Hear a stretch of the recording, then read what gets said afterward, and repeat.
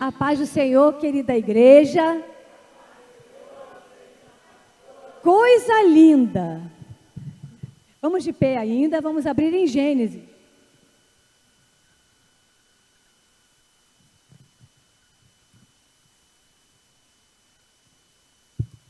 Gênesis, capítulo 37.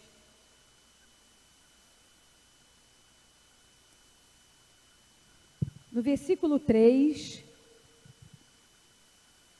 ao 11, diz assim, olha: Ora, Israel amava mais a José que a todos os seus filhos, porque ele era o filho da sua velhice. E fez-lhe uma túnica talar de mangas compridas. Vendo, pois, seus irmãos que o pai o amava mais que a todos os outros filhos, odiaram-no e já não podiam lhe falar pacificamente. Teve José um sonho e o relatou a seus irmãos. Por isso, o odiaram ainda mais. Pois lhes disse: Rogo-vos, ouviste o sonho que tive. Atávamos feixes no campo, e eis que o meu feixe se levantou e ficou em pé, e os vossos feixes o rodeavam, e se inclinavam perante o meu. Entanto lhe disseram seus irmãos: Reinarás com efeito sobre nós? E sobre nós dominarás realmente? E com isso tanto mais o odiavam, por causa dos seus sonhos e das suas palavras. Teve ainda outro sonho e referiu aos seus irmãos, dizendo: Sonhei também que o sol e a lua e 11 estrelas se inclinavam perante mim. Contando a seu pai e a seus irmãos, repreendeu o pai e lhe disse: Que sonho é esse que tu tiveste? Acaso viremos eu e tua mãe, teus irmãos, a inclinar-nos perante ti em terra? Seus irmãos lhe tinham ciúmes. O pai, no entanto, considerava consigo mesmo. 41. Lá no 37. O conselho, José como governador do Egito. O conselho foi agradável a Faraó e a todos os seus oficiais. Disse Faraó aos oficiais: Acharíamos porventura homem como este, em que há o Espírito de Deus? Depois disso, disse Faraó a José: Visto que Deus te fez saber tudo isto, ninguém há tão ajuizado e sábio como tu. Administrarás a minha casa, e a tua palavra obedecerá a todo o meu povo. Somente no trono eu serei maior do que tu. Versículo 50. Antes de chegar a fome, nasceram 2 filhos a José, os quais lhe deu Asenate, filha de Potífera, sacerdote de On. José, ao primogênito, chamou de Manassés, porque disse: Deus me fez esquecer de todos os meus trabalhos e de toda a casa de meu pai. Ao segundo chamou-lhe Efraim, porque disse: Deus me fez próspero na terra da minha aflição. Amém. Pode sentar dando glória a Deus aí? Glória a Deus, aleluia. Tudo que está na palavra, se chegou até nós hoje, é porque há uma palavra da parte de Deus para falar conosco. E muitas vezes nós até percebemos que temos coisas em comum com alguns personagens da Bíblia. E o que é maravilhoso, porque nos faz ver muitas pessoas que triunfaram em nome do Senhor e que eram como a gente. Sabe aquela propaganda, é gente como a gente? E aí a gente olha para nós, para a nossa vida e para a nossa história. E então nós vemos que sim, Deus pode fazer coisas extraordinárias em cada um de nós, por mais improvável que seja a nossa origem, por mais improvável que seja a nossa história, porque a história quem escreve é Deus. E não há absolutamente nada que seja impossível para o Senhor. E é isso que faz a diferença. É essa a diferença. Muita gente acha assim, ó, a história de José. José era, mimadinho, né? Facinho a vida de José. Será? Porque olha só, José perdeu a mãe dele cedo. A mãe dele morreu no parto do irmão dele. E ele ainda era novo quando isso aconteceu. José, ele tinha mais 11 irmãos. Só que ele era odiado no mínimo por 10. Já pensou? A Bíblia fala que o ambiente familiar era horrível. Sabe, você saber que você é odiado dentro da sua casa? O seu pai já era viúvo da sua mãe, mas ele ainda tinha mais uma esposa e tinha mais 2 concubinas, que também era do relacionamento dele. E José, ele nasceu dentro de um contexto familiar muito complicado. Às vezes, a gente vê casos na família, que eu acho que é o caso um pouco de Jacó ou Israel. Ele tinha algumas pressões sobre ele, porque às vezes a gente fala assim, olha, tem pessoas que passam por rejeições de seus pais, porque muitas vezes os pais olham para aquele filho e vê a si, e vê os erros que o filho está cometendo, e ele está rejeitando como a si mesmo. Mas Jacó, parece que Jacó, a história de Jacó com José, além de ser o filho da sua velhice, da esposa que ele amava, parece que Jacó tem nele muita expectativa. E aí faz uma túnica para ele. A túnica não é só um carinho, ela tinha um significado. A túnica era dada a um primogênito. É como se estivesse entregando aquele filho na morte daquele pai. Aquele filho assumiria aquela família. Será que era essa a expectativa de Jacó ao fazer isso? Mas eu quero dizer que José era muito novo passando tudo isso. E diz a história que quando ele contou esse sonho, que é o sonho que Deus usava a vida dele para ele estar acima dos irmãos e da família, só depois a gente vem entender que na verdade esse sonho era de Deus.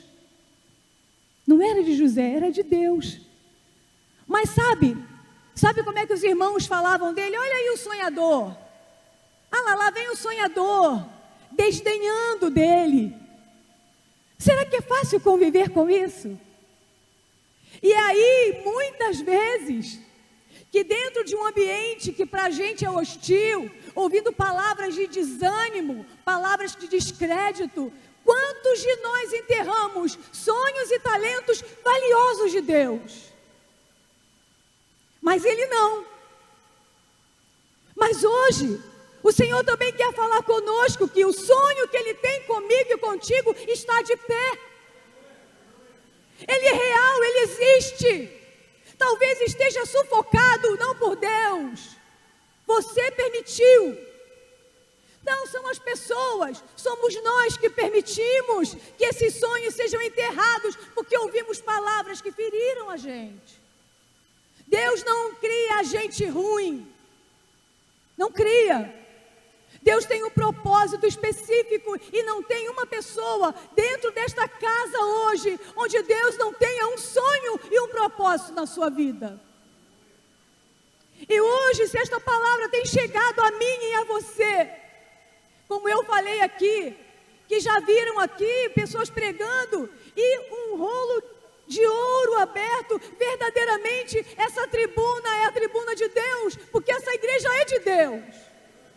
Não é o pregador, porque Deus tem usado crianças, jovens e adolescentes. Por quê? Porque a obra é dele, é Ele que fala neste lugar. Aleluia!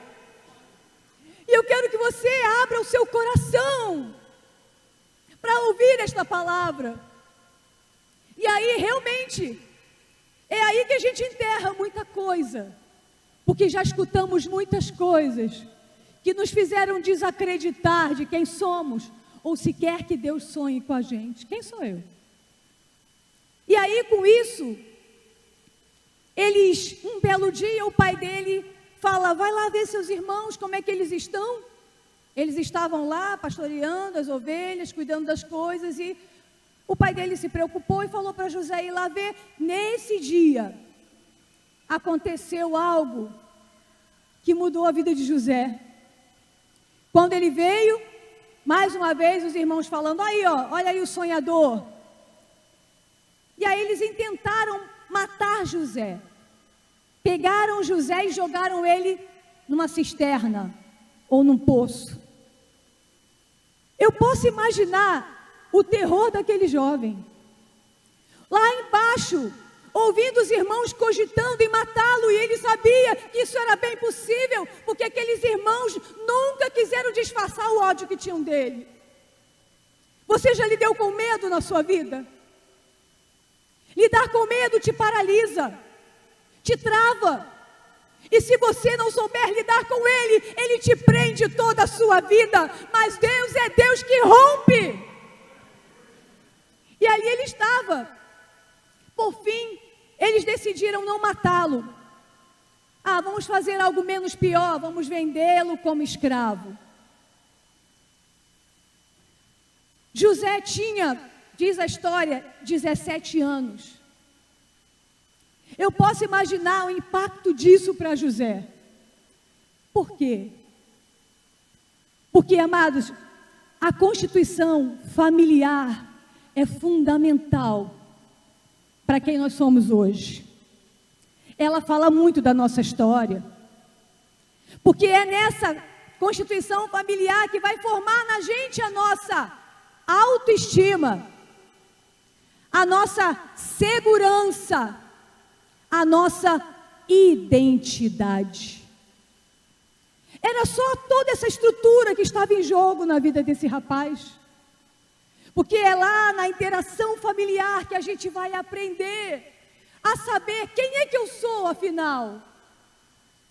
Quem eu sou. Eu vou aprender a me socializar, eu vou aprender a amar, eu vou aprender a receber amor. Já viu gente que não sabe amar? Já viu gente que não sabe nem receber? É ali que eu vou aprender a perdoar e receber perdão. Porque, por incrível que pareça, nós também encontramos na caminhada da vida pessoas que não se perdoam. Precisamos aprender a receber perdão também. E aí é nesse contexto, ele tinha, considera-se 18 anos, a partir de 18 anos jovem, até ali é um adolescente. Viu?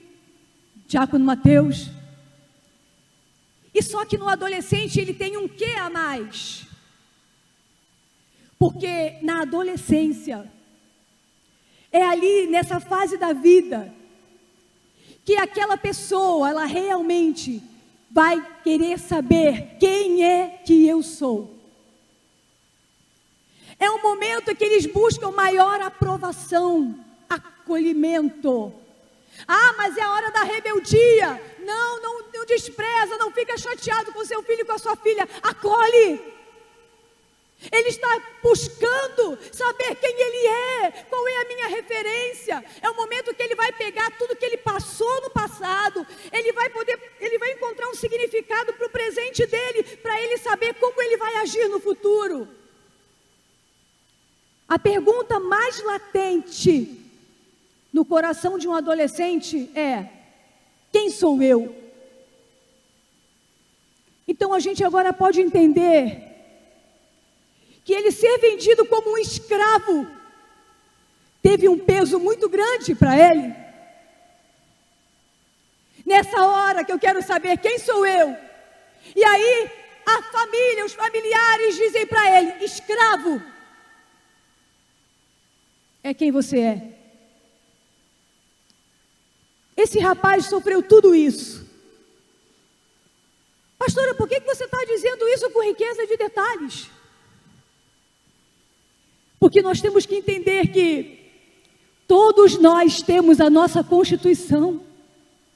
Eu estou mostrando que a vida dele não foi fácil, ele não chegou onde chegou porque foi o queridinho. Ele chegou onde chegou porque venceu em Cristo, em Deus. Essa é a diferença.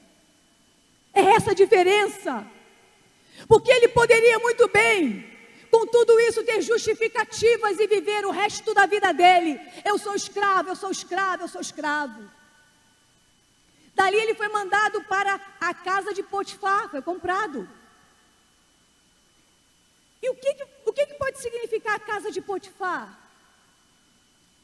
A casa de Potifar é quando a gente tem que seguir a vida depois do poço, sabe? É quando a gente foi ferido, passou por coisas que marcaram a nossa vida, que nos deixaram confusos em muitas coisas, mas agora eu tenho que seguir.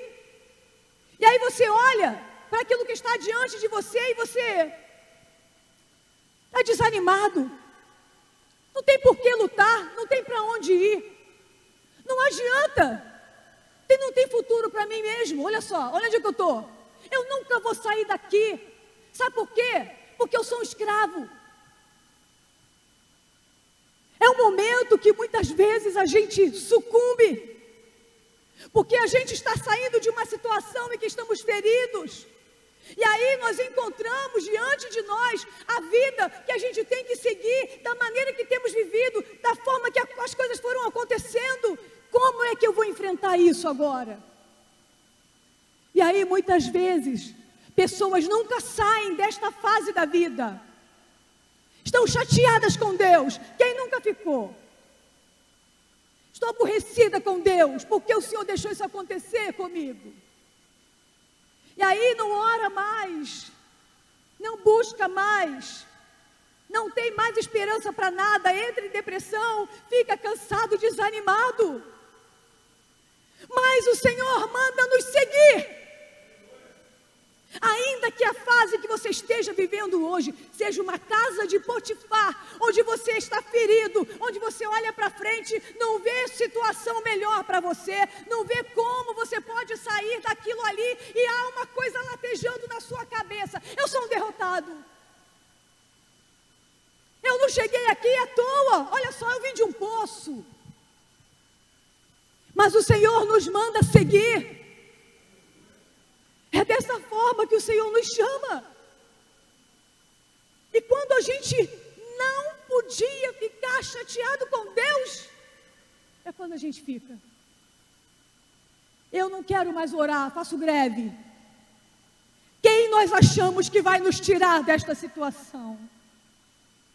O homem pode não ter forças para isso, mas o Senhor pode tudo.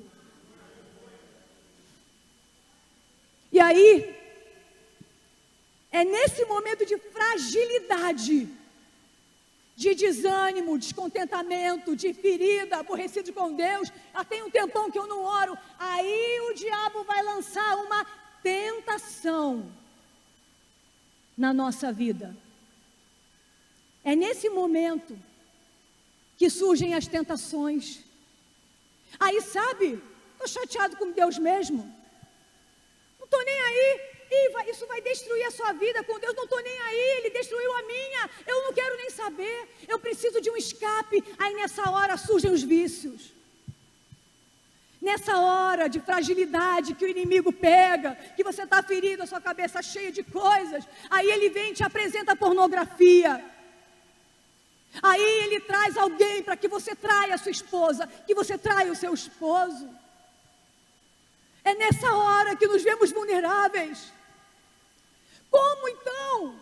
Olha toda a situação que estamos vivendo. Como podemos não ser vulneráveis com isso, quando deixamos o único que pode nos ajudar, é Deus?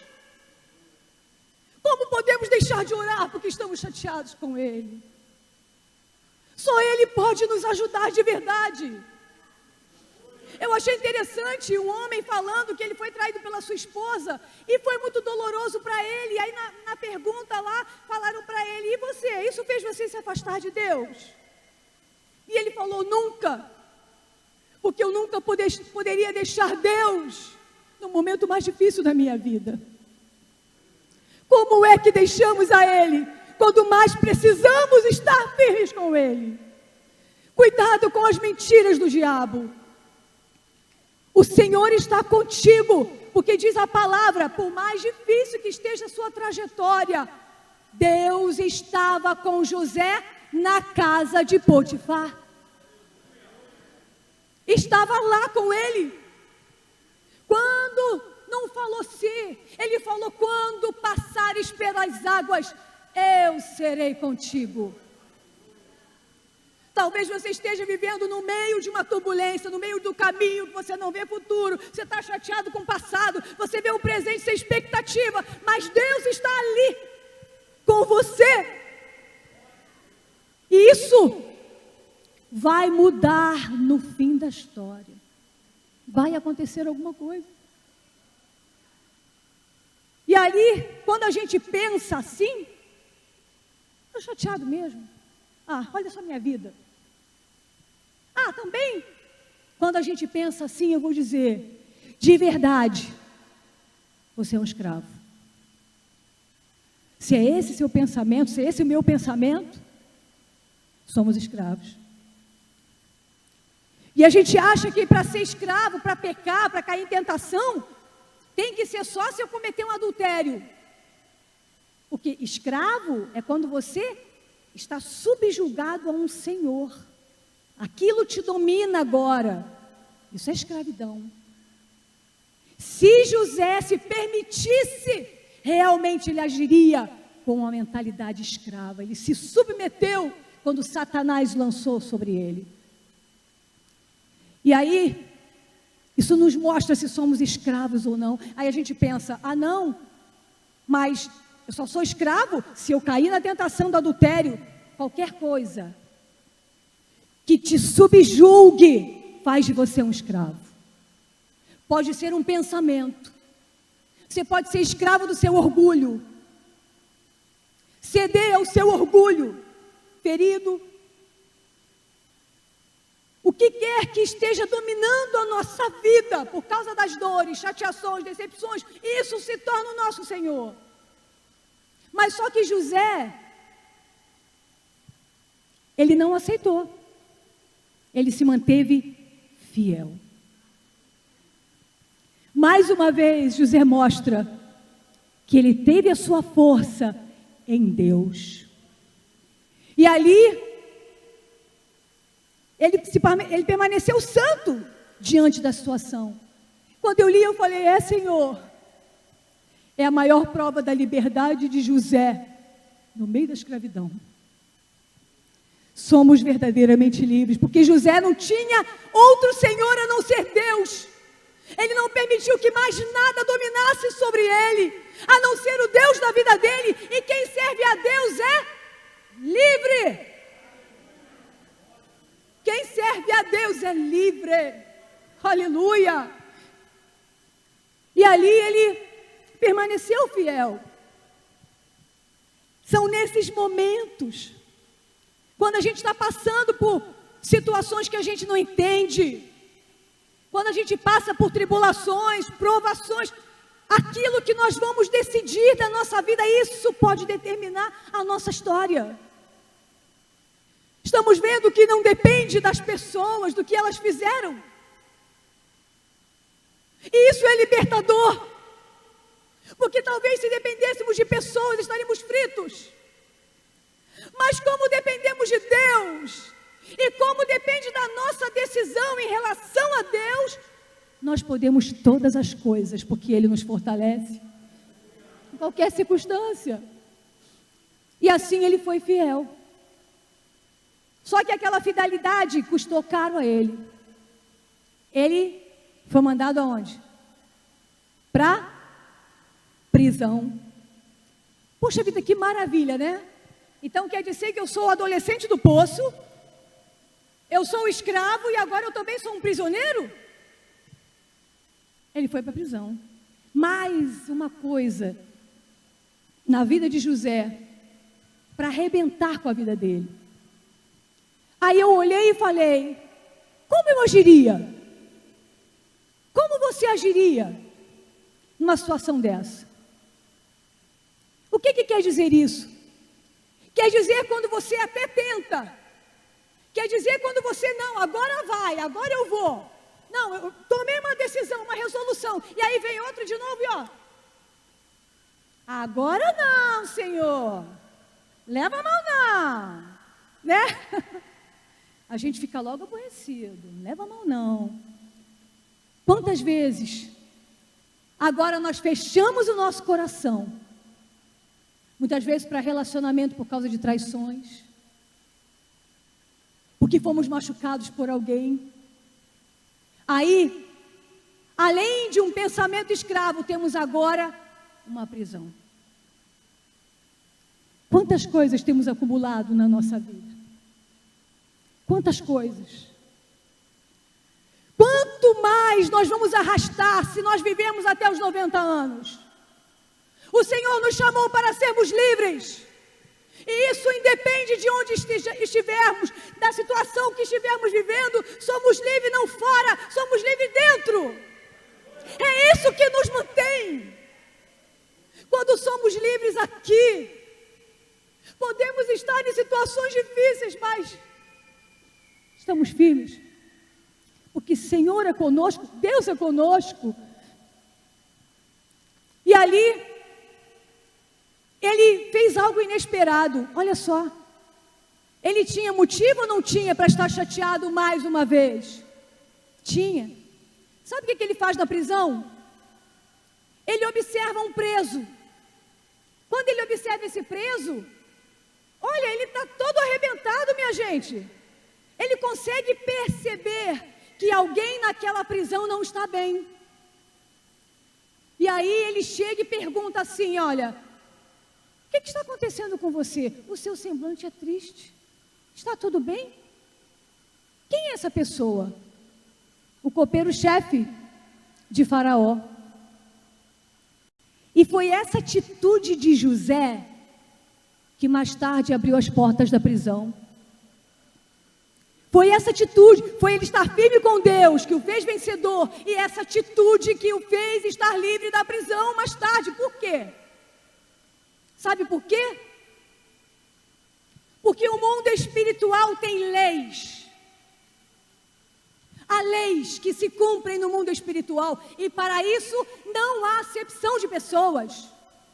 Deus instituiu leis e acabou. E nas leis de Deus, olha o que diz lá Isaías 58, o povo jejuava, o povo orava, o povo clamava, e o Senhor chegou para ele e falou, não é esse o jejum que eu quero. O jejum que eu quero é que vocês liberem as ataduras da impiedade, que ajude o necessitado. E aí, quando vocês fizerem isso, ajude as viúvas, os necessitados. Quando vocês fizerem isso, então a sua luz brilhará como o dia e a sua cura virá apressadamente. O Senhor está nos dizendo que existem leis espirituais. E esse jovem teve sabedoria para usar as leis espirituais. Quando ele podia fechar o coração dele, ele entregou a vida dele para ser usada ainda para outra pessoa. É uma lei. A cadeia vai abrir, a cura vai acontecer, porque uma lei foi invocada na terra e ela se cumprirá. E então muitas vezes o que falta para a gente é abrir o coração. Não falo que é fácil para mim falar, porque às vezes eu acho maior graça, né? O exortador, você, e eu sou. Não, eu também, preciso. Essa palavra falou comigo muito. E muitas vezes o que está faltando é abrirmos o coração para perdoar, para se deixar ser usado por Deus. Porque quem é ferido com traição, quem está aborrecido por causa de relacionamento, se fecha. Não consegue enxergar a necessidade de ninguém a não ser a sua. E aí fala, Deus, não conta comigo, tá? Igreja, é complicado demais, é ruim, hein? Já fui ferido demais. Às vezes o que falta é abrir esse coração para deixar Deus te fazer instrumento. E aí a tua cura virá apressadamente. A tua luz romperá como a luz do dia. Que hoje o Senhor abra os nossos olhos para ver se nós precisamos cumprir leis espirituais que estão nos mantendo presos. Precisamos abrir o coração. E não vamos nos importar pelo que fizeram, porque na verdade a falta de perdão é uma maneira de se vingar da pessoa que nos feriu. E o Senhor nos mostra, deixa para lá. José, ele tinha tudo para ser uma pessoa recalcada, um fracassado, um tudo de ruim. Esse homem foi o segundo homem mais poderoso do Egito. Sabe o que Deus nos mostra aqui? Que não são o que as pessoas falaram de você, o que fizeram de você, não é se você sofreu abuso ou violência, não é se você foi esculachado a vida toda ou humilhado, isso não define quem você é. É isso que Deus está mostrando. Muita gente bota um crachazinho, mulher do poço. Quem é você? Eu sou a escrava. E você? Eu sou o prisioneiro. Nós deixamos esses títulos marcarem a nossa vida. E o Senhor nos mostra, isso não vai te definir se você não deixar. Eu garanto isso, diz o Senhor, eu garanto. Então, como seria a vida de José se ele cedesse? Já pensou nisso? Se ele fosse guiado por tudo que ele passou, como seria a vida dele? Dá para imaginar? Eu imagino ele numa prisão bem fétida, porque a prisão lá era uma prisão braba, calabouço, era um negócio pesado. Talvez fosse lá, sabe por quê? Quem vai querer um escravo rabugento? Não vai. E esse poderia ser o desfecho da vida dele. Mas José não aceitou. Olha a palavra. José não aceitou a identidade. Eu quero saber quem eu sou. José quer saber quem é. Mas eu não aceito a identidade do poço. Sabe qual é a identidade do poço? É tudo que vivemos na nossa construção, muitas vezes familiar. Muitos adquirem a identidade do poço, rejeição, abandono, injustiça, humilhação. Nem sei se falta mais algum. Muitas vezes, traição. São as identidades do poço. E aí eu começo a observar. Ele não quis. Como isso tem afetado a minha vida? Eu sofro ainda com a rejeição? Eu sofro porque fui humilhado? Eu sofro porque fui abandonado? Porque fui traído? Porque sofri injustiça? Sai do poço! Precisa sair do poço para chegar lá. Se ficar enterrado aí dentro, não chegará a lugar nenhum. E eu anotei as outras identidades. Olha que coisa interessante. Fizeram uma pesquisa para saber como seria a identidade de um escravo. Sim, eles adquiriam uma identidade, uma característica. Olha a característica do escravo: solidão, desamparo, falta de esperança. E eu começo a ver que identidade eu tenho assumido na minha vida. Deus vai reeditar isso, em nome de Jesus. Insegurança, medo, submissão ao assédio moral, submissão ao assédio sexual, baixa estima, desânimo, desgaste mental e físico, depressão, humilhação, vontade fraca, procrastinação. Quando nós assumimos essa identidade, isso se instala em nós. E isso passa a ser o nosso Senhor. José não assumiu a identidade da prisão, de prisioneiro. É interessante, a identidade da escravidão é tudo voltado para o seu íntimo. E a escravidade da prisão é voltado para relacionamentos. E foi a prisão, a traição que levou ele para a prisão. Desconfiança, medo de se arriscar, esconde os sentimentos. Medo, apatia, autodefesa, esconde sua vulnerabilidade, dificuldade de se relacionar, de se entregar no relacionamento, de tomar decisões, de ingressar socialmente, de viver na defensiva o tempo todo e dificuldade de expressar emoções. Qual tem sido a sua identidade? Você tem se visto em alguma dessas coisas? Talvez você tenha assumido uma identidade que não é a que Deus tem para você e para mim. E se você permitir, isso vai nortear a sua vida para sempre. Deixa Deus romper ciclos na tua vida. Ele pode, deixa Ele romper ciclos. O segredo de José foi 100% a vida dele com Deus. Foi isso que segurou esse rapaz lá dentro. 100%. Porque ele estava sozinho. Sabe quando parece que ninguém entende você? Deus entende. Sabe quando você já foi traído por tantas pessoas? Deus tem um amor fiel. E Ele se apoderou desse amor. Foi em Deus que Ele teve o socorro dele. E se você não acreditarmos que Deus nos ama, se nós não acreditarmos que Ele é fiel, se não acreditarmos na soberania dEle, se não acreditarmos que Ele está no controle, que Ele é um Deus de aliança, se isso for arrancado de nós, vamos sucumbir. Precisamos disso, porque foi tudo que Ele se apegou. Quantas vezes você desiste porque não acredita mais? Se não acreditamos mais é porque não acreditamos em Deus.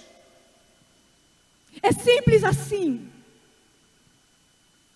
No fundo, achamos que Deus é injusto, que Deus ama preferidos, e isso é uma mentira do diabo. Porque Ele sabe que Deus tem uma identidade nova para a gente. É uma identidade que não tem nada de poço, nem escravidão e nem prisão. Sereis verdadeiramente livres. É a palavra de Deus para nós. Deus estava na trajetória dele.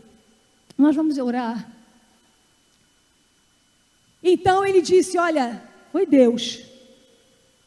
Foi Deus que me fez esquecer de todos os meus trabalhos e angústias e da casa do meu pai. Ele reconhece. E ele dá para a gente o bizu. Foi Deus. Eu não sou ferão não. Deus me ajudou. E Deus me fez próspero na terra da minha aflição. Foi Deus. É isso que ele está dizendo. E aí ele bota esse nome, Manassés. Quando ele fala isso, Manassés é mais. Não é simplesmente assim, ó. Sabe tudo que aconteceu comigo? Deixei para lá. Manassés não é deixar para lá. A gente pensa que o deixar para lá cura, mas não cura. Porque há coisas que não cura, o tempo não cura. Não, quem cura é Deus e o Espírito Santo lá dentro. Porque você pode chegar aos 90 anos, passou tempo suficiente e a marca está lá e você não conseguiu se livrar. O tempo não cura, o Espírito Santo cura. Ele que cura. E aí ele decidiu que Deus, na vida dele, ele nos fala, Deus me fez esquecer. Isso quer dizer o seguinte, olha, Deus me ajudou a romper. Deus me ajudou a romper. Tudo o que eu vivi não tem mais influência sobre a minha vida. É isso que eu quero dizer. É isso que ele quis dizer para a gente. Eu quero dar um bisu para vocês. Deus me ajudou a romper e tudo aquilo não me influencia mais. Porque é muito interessante quando a gente estuda. Diz que quando a gente passa alguma coisa muito dolorosa na vida da gente, há um ponto de fixação. É um ponto de angústia. nós ficamos presos ali. Quando nos relacionamos com a vida e com as pessoas, e aí quando aquilo se repete, ou está para se repetir, uma ansiedade começa a bater no nosso coração, uma dor que nós não sabemos o que é e travamos. O que é isso? Ponto de angústia, paramos ali. É como se nas situações que foram dolorosas para a gente, colocássemos cordas que nos prendem. Elas existem, a gente não vê, mas a gente sente. Quer ver como a gente sente? Já sentiu que você agora vai? Vamos embora, vou fazer, vai acontecer, e daqui a pouco você, pum. Eu acho que todos nós já sentimos isso. A gente retrocede. Quando a gente quer fazer alguma coisa, de repente o medo vai, pá, puxa você. De repente a angústia vai, puxa você. A mágoa, o ressentimento, puxa você. Essas são as amarras, e é isso que José quis dizer. Deus rompeu na minha vida. Eu estou livre, eu posso ir para cá, eu posso ir para lá. Não há amarras mais na minha vida. Quem fez isso, José, foi Deus. Ele me fez esquecer. Manassés é romper. É isso que quer dizer Manassés, é romper. Que coisa tremenda. Oh, aleluia. Então, Efraim, mais uma vez ele diz, agora Deus me fez próspero na terra da minha aflição. Eu estava olhando a origem de Efraim, é ligado a pó. É como se dissesse assim, ó, raiz seminômade semita. Em outras palavras, é como se José falasse assim, ó, da origem que eu vim, quem eu sou, o improvável, Deus me fez duplamente honrado. Alguém já falou para você que você é improvável? É isso que ele está dizendo. Pois é isso mesmo, o improvável está aqui pela mão de Deus. Eu quero dizer algo aqui. Todos nós aqui, todos, temos as nossas dores. Todo mundo. Não tem um que não teve, uns mais, outros menos. Mas todos tivemos, porque fomos criados por pessoas feridas, pecadoras, imperfeitas. Isso, infelizmente, faz parte da origem do pecado. E muitos de nós fomos lançados em cavernas, em cisternas, em poços, de tão doído que foi. E se a gente deixar, quando a gente sai de lá, a gente sai diferente. Isso imprime a vida da gente mesmo. A gente pode sair amargo, amarga. Mas eu vou dizer que da identidade que eu escolher, é aquilo que eu vou colher. Não pense que eu sendo uma pessoa amarga no meu relacionamento conjugal, que eu vou colher amorzinho. Eu vou colher amorzinho até um ponto do basta. E Deus está falando, é tempo de retroceder. É tempo de mudança agora.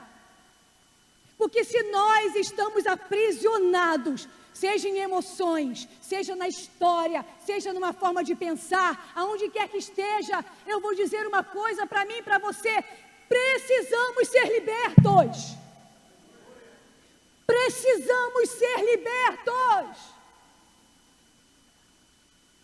Seja feliz, se permita ser feliz. Eu não sou, porque ninguém faz comigo, e é assim, e até que eu me virei sozinho, então vai ser solitário, solitário é o resto da vida, e vai culpar a Deus.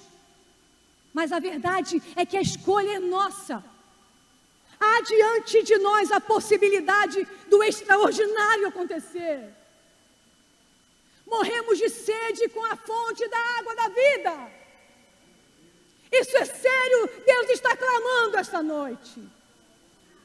Deus está clamando. Ele tem pressa. Ele quer fazer alguma coisa. E nós podemos escolher isso na vida da gente. A verdade é que Deus quer nos libertar. Ele quer restaurar nossa identidade. Ele quer restaurar sua autoestima, sua autoconfiança. Precisamos deixar, mas isso é uma escolha nossa. A gente pode viver a nossa vida toda. Já vou estar orando. A gente pode viver a nossa vida toda querendo saber a resposta de Deus. Por quê, Senhor? Por quê? Agora eu estou passando isso, tá? Culpa é sua. Se o Senhor não deixasse eu passar aquilo, por quê? A gente pode fazer isso a vida toda. Eu não vou dizer que tem resposta, porque Deus não costuma responder quem coloca Ele na parede. E eu vou dizer que se a gente buscar esse tipo de caminho, nós nunca seremos libertos. Nunca, a tua história não vai mudar. Ou podemos escolher entregar a Deus o coração. Isso é de verdade. Porque às vezes o seu modo de ser te protege, mas te machuca. Se você confiar que Deus vai cuidar de você, você vai abaixar este broquel que você está segurando, para deixar o Espírito Santo ir no profundo da sua vida e fazer algo de verdade. Mas nós precisamos largar essa história e essa identidade nas mãos de Deus. Porque muitas vezes você pode dizer, você não sabe o meu esforço, eu estou indo na marra, sabe o que eu vejo? E Deus também falou comigo, muito esforço e pouca entrega. Muita lágrima, mas pouco arrependimento. Muita oração e clamor, mas pouca mudança. Deus não erra. Deus só quer redirecionar as nossas rotas hoje aqui. Aleluia! Porque Deus não te governa de fora, Ele te governa de dentro. Deus não te cura de fora, Ele te cura de dentro. Aleluia! Deus quer gerar o propósito na nossa vida, mas Ele quer gerar em vidas curadas pelo Espírito Santo de Deus. Sai do poço, sai da escravidão, sai da prisão. Deus te diz, vem. Uma mulher estava entrevada há anos. Ela parou de andar. Aí, afastada da igreja, revoltada com o mundo, com Deus, com tudo, um belo dia, um pastor foi visitá-la. Ela não tinha mais igreja há muitos anos. Um pastor foi visitá-la. Quando chegou lá, ela começou a contar a história dela. E aí ela abriu o coração pela primeira vez e ela falou assim, olha, eu tive envolvimento com a feitiçaria no passado. Isso conta? Conta. Tem coisas que a gente precisa lançar no altar do Senhor, aos pés da cruz. Que o sangue de Jesus quebre coisas, amarras passadas e antigas. E aí ela começou a falar da revolta dela com Deus. Ela começou a falar da revolta, o ódio que ela tinha do ex-marido. Nessa história toda, naquela tarde, foi uma tarde de libertação de Deus. Aquela mulher quebrantou o coração dela. Ela quebrou as alianças malignas que nunca tinha quebrado. Ela pediu perdão a Deus e confessou a Deus, a Jesus como o Senhor da vida dela. E ela falou, eu confio neste amor sobre a minha vida. E ela liberou aquele marido. Naquele dia começou o processo de libertação e cura daquela mulher. Gradativamente aquela mulher foi sendo curada. E aquela mulher ficou completamente boa. Voltou a andar e se tornou um vaso ungido nas mãos de Deus. Deus vai gerar propósitos em vidas libertas e restauradas.